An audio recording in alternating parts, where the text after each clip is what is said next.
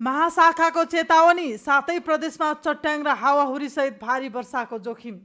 नेपालमा हाल पश्चिमी स्थानीय वायु र पूर्वी भूभाग नजिक रहेको न्यून चापीय प्रणालीको त्रिवेणी प्रभाव देखिएको छ।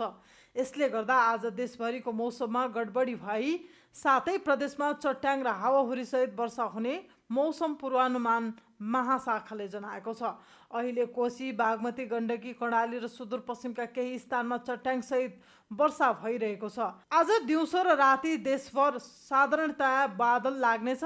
गण्डकी, लुम्बिनी, कर्णाली र सुदूरपश्चिमका धेरै स्थान तथा मधेस, कोशी र बागमतीका तराई क्षेत्रमा चट्याङ सहित मध्यम वर्षाको सम्भावना छ। विशेष गरी सुदूरपश्चिम, कर्णाली र लुम्बिनीका पहाडी तथा तराई क्षेत्रमा तीव्र गतिको हावाहुरी चल्ने चेतावनी दिएको छ।